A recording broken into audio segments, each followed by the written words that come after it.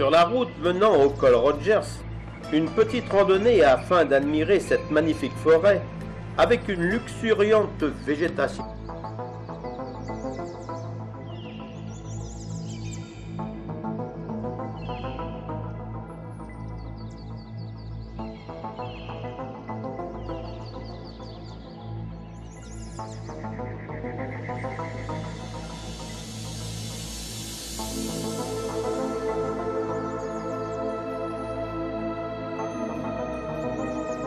Nous voici au col Rogers. C'est ici que fut terminé le dernier tronçon de la Transcanadienne et son achèvement en 1962 permit l'inauguration de la route. Ce fut le tronçon le plus onéreux à construire car ici c'est très escarpé et l'hiver, la région reçoit d'énormes chutes de neige, en moyenne 9,40 m.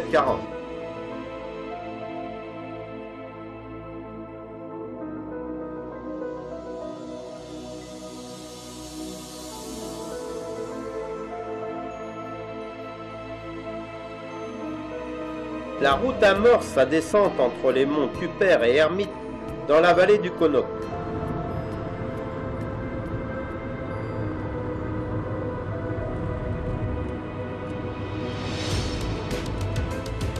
Nous arrivons dans le parc Yoho. Dans le dialecte amérindien local, Yoho exprime un sentiment d'admiration respectueux. À en juger, commençons par découvrir Natural Bridge.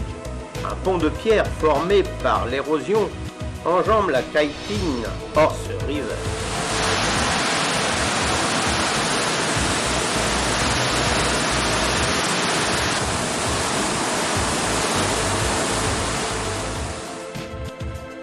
Les écoulements glaciaires de la chaîne Président, au pied de laquelle il se situe, ont donné à ce ravissant lac la belle couleur émeraude.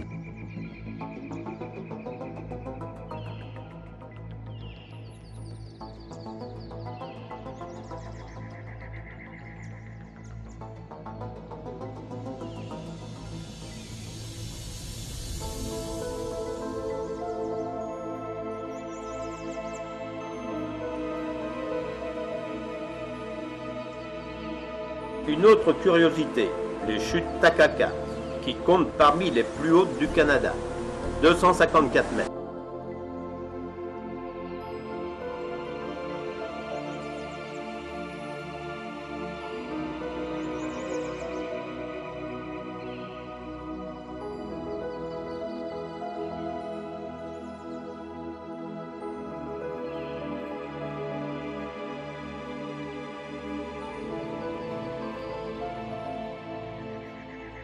Enserré dans les puissantes montagnes qui forment la ligne de partage des eaux, ce magnifique lac glaciaire demeure l'un des points les plus célèbres des Rocheuses canadiennes. Après l'achèvement de la voie ferrée, le lac devint une étape appréciée au milieu des Rocheuses et attira bientôt des alpinistes du monde entier, fascinés par les abruptes falaises qui l'entourent. On aperçoit au loin le glacier Victoria.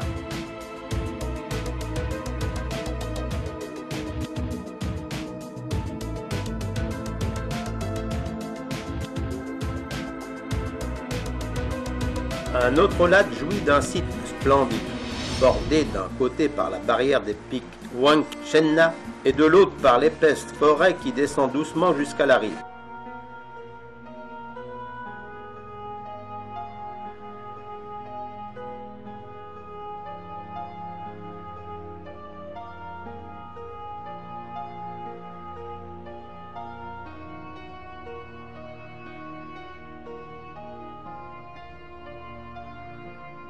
Nous nous dirigeons vers le parc national Kootenay. Les gorges de Canyon Marble sont accessibles par un sentier menant à une étroite gorge calcaire dans laquelle s'engouffrent les eaux de Tucum, avant qu'elles se jettent dans le Vermillon. Cette roche a été sculptée par cette rivière pour former ce canyon, mais à un endroit, l'eau s'est engouffrée dans une faille et un pont naturel s'est formé.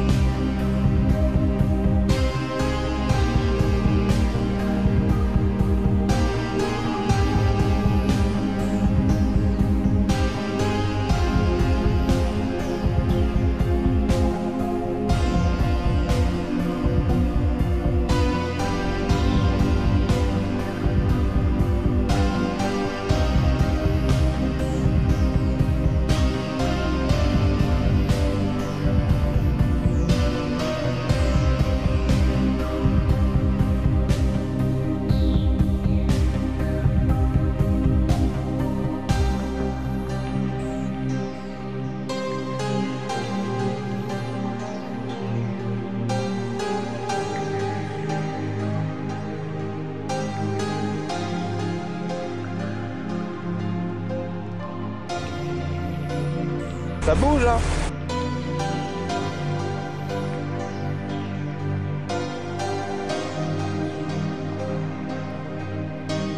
Ces sources minérales étaient en leur temps un haut lieu de la spiritualité indigène. En jaillissant, leurs eaux froides fortement ferrugineuses ont formé des mares de glaise ocre, dont se servaient jadis les autochtones pour les peintures de guerre et les décorations des tipis et des vêtements. Plus tard, les champs d'ocre furent exploités par les Européens pour alimenter une usine de colorants à Calgary.